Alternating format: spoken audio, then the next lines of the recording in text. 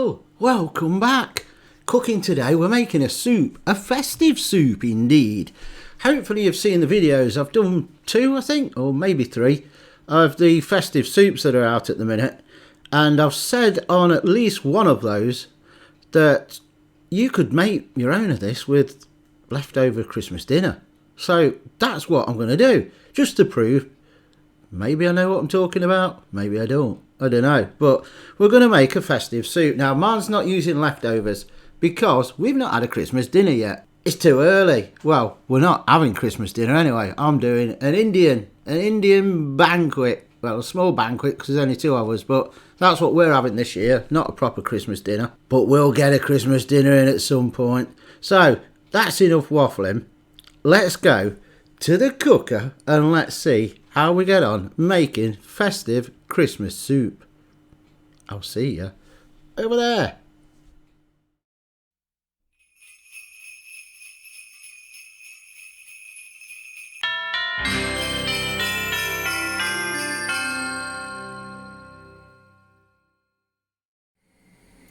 So in the pan we have whatever oil you want to use. I'm using rapeseed oil, just a drizzle of that, and a bit of butter. It's Christmas, so you've got to have a bit of butter, ain't you? Got to get that hot, and then we are going to add some of the onions, because you can't have soup without onions. So in go the onions, finely chopped. There's some bits that are not, look, but that don't matter. Couple of bits you can chew on's always good. So there's all your onions in. Give them a stir. We're going to cook them till they are translucent. Let's be posh. Big bits will go soft, it don't matter about that. There's other bits that are going to be in there that you can get your chompers into as well. So let's cook them till they start to go translucent or cooked to a common cook like me. When your onions are cooked, we'll be back. So they're nicely done now. Nicely done, my son. So next we are going to add the turkey. It's a Christmas dinner soup. So we are using turkey now. This is minced turkey, which has been repackaged, and I think Fiona's tried to make a baseball out of it, look. So I'm going to munch this up and split it up and brown the mince off, the turkey mince off. But at the same time as we're browning the turkey mince off, we are going to add that bacon, which is part of the pigs in blankets. And you've got the turkey, you've got part of your pigs in blankets, the rest of that will be here in a minute. So you see it's coming together, Christmas dinner. So I'm going to keep cooking this down. If you can hear something whirring away in the background other than the burner going, it's the air fryer, because I've got something cooking that's going to be added very shortly. So let's get this turkey mushed up and cooked, browned off with the bacon, which is why you don't need loads of oil in it, because the bacon will put its own fat in there anyway. So I'm going to get this cooked off and see you when I add the next bit. So that's the mince more or less done, and the bacon. So we've got the onion, we've got the turkey, that's part of your Christmas dinner. We've got the bacon for your pigs in blankets. What's missing for your pigs in blankets? Sausages. Sausages. Now, you can use whatever sausages you want. I've used sausages that I don't actually like, but I eat them if there's nothing else, which is Richmond. You know my thoughts on them. Now, the reason I've used those is these are the Richmond skinless ones. So I've cooked them in the air fryer, so they're a bit easier to slice nice and thin, and also they're not going to get the skins coming off, and you're going to be eating your soup and get bits of sausage skin. So that's why I've used those. So that is the meat content of your Christmas dinner in the soup. The turkey and the pigs in blankets. The bacon, by the way, was smoked. You don't have to use smoke, but we always have smoked bacon. And now to the next bit, which is the spices. Now in this bag I have got 1 teaspoon of garlic, 1 teaspoon of onion powder, half a teaspoon of smoked paprika, because it's smoked bacon again, that's optional if you don't like that smokiness, 1 teaspoon of ground mixed spice for that Christmassy taste, and half a teaspoon of allspice, again for that Christmassy taste. So that's those going in all over the spoon. Well done. And let's just stir those in.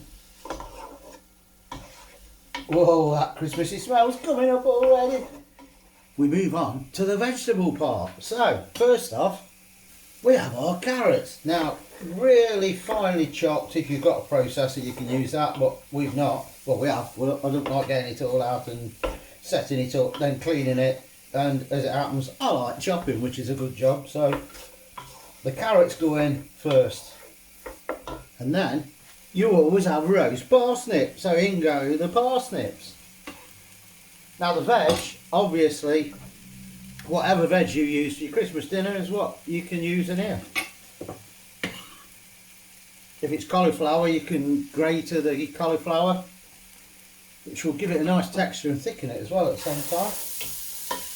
So that's your carrots and your parsnip. So that's nearly the veg done.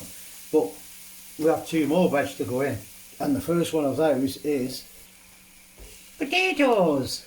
Now again, I've finely chopped them or cubed them, and I'm using old potatoes. Now the reason I'm using old is I'm hoping that some, if not all, will break down and help to thicken it.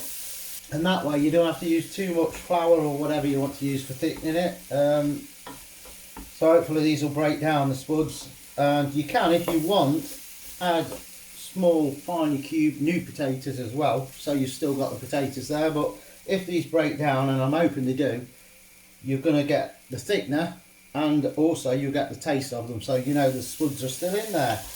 And now the last of our veg, and yes, let's divide the nation.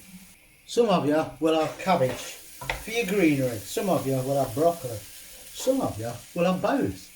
But those of you with class and those of you that watch our channel will know I love them. Shredded Brussels sprouts. It's not Christmas without Brussels. But remember, Brussels are for life, not just for Christmas. So in there you go. Now they're shredded, so just for good fun and good measure, and because I love them, so I know they're in there. We're going to add those, look, whole ones, a few small whole ones, and some that have been cut in half. Now, the ones that are cut in half probably will break up again, but I love my Brussels. Now, again, you can use cabbage, finely chopped up shredded cabbage, or you could use broccoli, but it's going to disintegrate. So I'd probably go with the cabbage option if you like cabbage. If not, use whatever veg you like.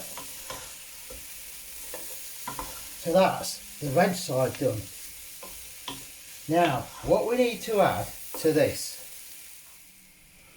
is some stock. Now I've got chicken stock, and I've also added an OXO turkey stock cube to it, which will add a bit more of that turkeyness to it, but the chicken will be the main flavours coming through. So we're adding that.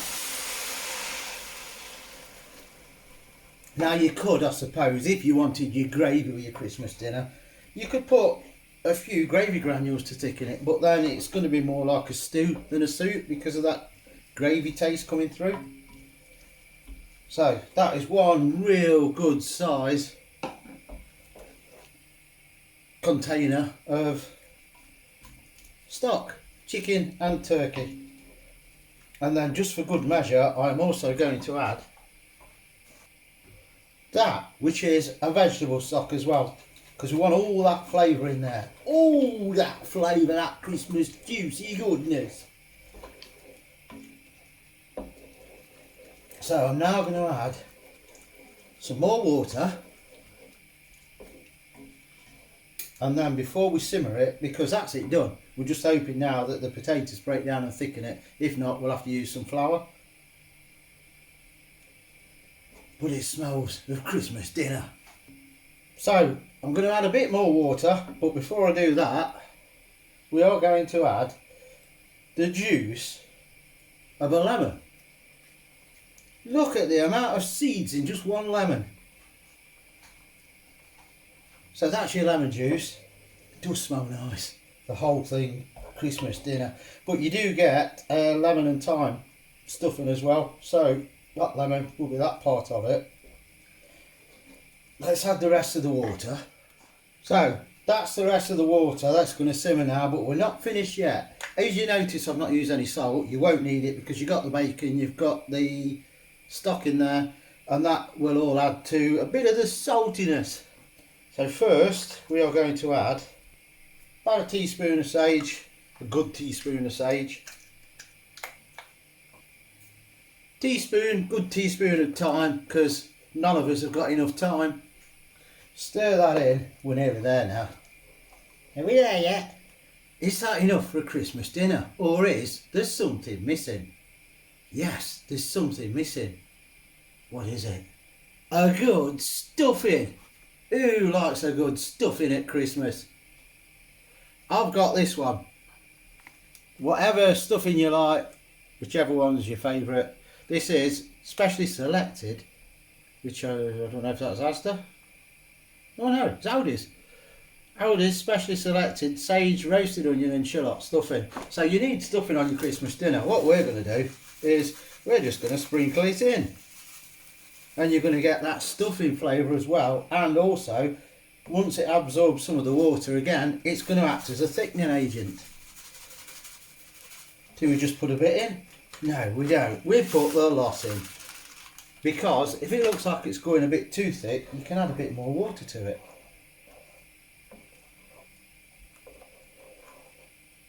So that's that. There is just one more ingredient, and again, divide the nation. Some roughly chopped cranberries. Now, again, optional. It's a bit of a Brussels thing, isn't it? Which is a bit of a Marmite thing. People love them, I hate them. What these will do is add a bit of sweetness to it. Your sweetness. Right, you see how that's thickening, look? So, I'm going to simmer that now for a good while, good hour. And if it looks like the stuffing has thickened it too much, we'll just add a bit more water. And that is all we need to add to it. Done. Christmas dinner in a soup. I'm just going to try, see what it tastes like. Oh my. I'm just going to try it again. Oh my. Or as the young whippersnappers say nowadays, OMG. That is Christmas dinner. It's Christmas dinner in a soup. And I'm not just saying it because it's not got all the preservatives and the additives in. It tastes better than any of the ones that I've reviewed. It's bang on Christmas dinner. Oh, it's outstanding. Right, I'm going to put the lid on and I'm going to simmer it for at least an hour. And I've got another video to do, so that can be simmering while I'm doing that video. Banging idea. We'll see you when it's done. And I'm going to put some in a bowl. I'm going to go to the table and I'm going to describe it to you. And I'm going to catch you in a moment. So there it is. That's how I left that simmering for about hour and a half. Now you can see that it's still quite, I suppose, runny. Depends if you like it in a broth texture or you want it thicker. I actually would like it a bit thicker. So I'm going to add some corn flour to it. And then we'll see what it looks like when it's thicker. So I thickened it. Look, that's a lot better. Just a bit of corn flour mixed with water. Put that in and thickened it. It's in the bowl now, ready for tasting. Look, oh, Christmas dinner in a soup. Loads of steam coming off it because it's red hot. So let's go to the table and let's see what it tastes like, shall we? Back at the table then. Now don't forget, you could make this a couple of days before Christmas and you could have a Christmas dinner soup for your starter. Now there's an idea. Or you could do what I've done and make a great whacking pan full, and then I'm just going to put it in containers, freeze it, and I've got Christmas soup whenever I want it. It's all there. All your Christmassy favours, your pigs in blankets, and they are proper pigs in blankets because we use sausage and bacon, your turkey, all your trimmings, your Brussels, your spuds, carrots, parsnip. Now when you cook this, if you do cook it at home, you will have to keep stirring it regular. because the stuffing, with it being breadcrumbs, will stick to the bottom. That's a non-stick saucepan, and it still was sticking slightly. I had to keep coming in stirring it. It didn't burn because I caught it before, but just be wary of that if you do try it and you use the stuffing. It could slightly stick. And price wise, I would say for this, everything I've put in there and everything I bought for it, I would say you're probably looking at about £7, £7.50, which may sound a lot, but when you think I have got 3/4 of a bag of carrots left to be used again, load of spuds to be used again, some Brussels left over, so you've got those extras to use for another meal, and the amount I've made in that is a whacking poundful. Would do, if you had a bowl this size, you're going to get 12 to 14 portions out of it. Now that makes it cheap. So you can do, like, if you're having it as a starter for Christmas Day, Christmas dinner soup. You're still going to have, if you've got 6 of you there, you're going to have another 6 to 8 portions in a tub in the freezer for another day. That works out very cheap when you look at it that way. So, a Christmas dinner soup done. Banging. If you've liked this video, as always, you know what I'm going to say. Smash the thumbs up.